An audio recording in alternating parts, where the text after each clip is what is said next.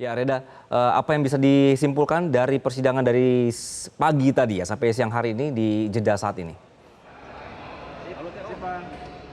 Iya, Anggi, untuk sidang perselisihan hasil pemilu di MK pada hari Rabu ini masih nanti, ini sedang break, kemudian nanti akan dimulai kembali sekitar pukul 14.20 waktu Indonesia bagian Barat. Sementara tadi dari pihak KPU ini juga sudah memberikan sejumlah saksi dan juga ahli untuk menyampaikan pendapatnya, di mana bersikukuh bahwa Sirekap ini bukan merupakan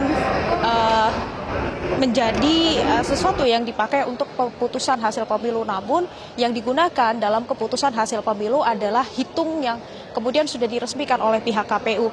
Dan disebutkan pula jika Sirekap ini tidak bisa diubah, tidak bisa dikunci, dan tidak akan mempengaruhi hasil dari penghitungan yang sudah dilakukan oleh KPU mulai dari tingkat TPS, kemudian juga kecamatan yang sudah disahkan dalam rekapitulasi nasional.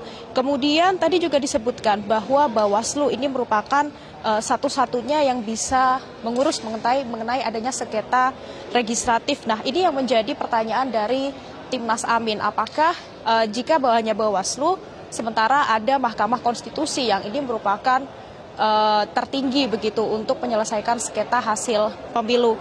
Kemudian tadi ada beberapa hal ini yang sempat di highlight begitu ya, Anggi, yang disampaikan oleh ahli dari KPU Profesor Marsudi Wahyu Kisworo. Tadi juga menjelaskan ada sejumlah penyebab mengapa hasil form dari C1 dengan hasil yang ada di Sirekap ini bisa berbeda. Tadi akhirnya dijelaskan dan juga disebutkan ada 3 hal yang menjadi yang perlu di-highlight. Yang pertama adalah di mana form C1 hasil ini ditulis menggunakan tulisan tangan, sehingga tulisan tangan dari petugas di masing-masing TPS ini berbeda, sehingga tidak menutup kemungkinan bahwa ini akan ada sedikit kesalahan dibaca oleh Sirekap yang menggunakan OCR. Dan di lapangan dari OCR ini atau teknologi yang digunakan oleh Sirekap ini tingkat akurasinya hanya 92 hingga 93%. Itu artinya masih ada 7% kemungkinan untuk salah baca. Kemudian yang kedua adalah mengenai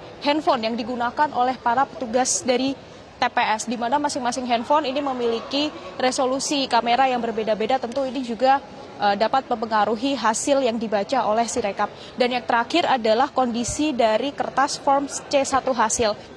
Jika formulir C1 hasil ini terlipat, ini nanti bisa menghasilkan hasil yang berbeda ketika dibaca oleh Sirekap dengan hasil yang ada di form C1 hasil. Itu adalah 3 hal yang kemudian di-highlight dari Marsudi yang merupakan ahli yang dihadirkan oleh KPU pada sidang hari ini, mengapa Sirekap dan juga form C1 hasil ini memiliki hasil yang berbeda. Karena mengenai Sirekap ini menjadi salah satu hal yang menjadi concern utama atau menjadi salah satu hal yang dipermasalahkan baik dari kubu 01 maupun 03. Kemudian selain itu, tadi juga dari Timnas Amin kemudian menyebutkan ketika usai sidang, ketika akan break sidang tadi menyebutkan bahwa di Sirekap ada angka yang diperbaiki sampai sekitar 400.000 kali. Sementara jika Sirekap ini disebut tidak ada permasalahan atau tidak ada kendala. Tentunya ini menjadi suatu hal yang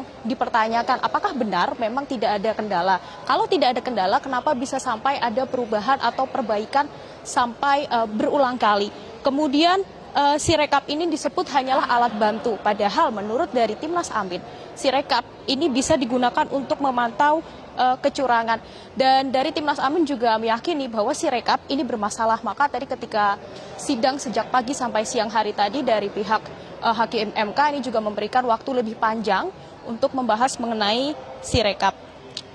Kemudian mengenai hitung manual yang menjadi official result atau menjadi hasil akhir, ini juga menjadi catatan bagi Timnas Amin karena dari Sirekap itu ini dapat digunakan sebagai salah satu alat untuk memantau dari hasil pemilu 2024, di mana hasil yang berjenjang ini dipandu atau bisa dipantau dari Sirekap. Sementara jika Sirekap sendiri ini ternyata bermasalah, kemudian error dan akhirnya tidak dapat digunakan, itu berarti untuk hasil pemilu 2024 tidak bisa dipandu atau tidak dapat dipantau secara berjenjang, dan akhirnya yang menjadi pertanyaan adalah patokannya apa. Nah, ini nanti juga yang akan masih dibahas, nanti akan sekitar pukul 14:20 waktu Indonesia bagian Barat, Anggi, untuk sidang akan dilanjutkan dengan mendengarkan keterangan dari 7 saksi dari Bawaslu RI. Anggi. Jelajahi cara baru mendapatkan informasi. Download Metro TV Extend sekarang.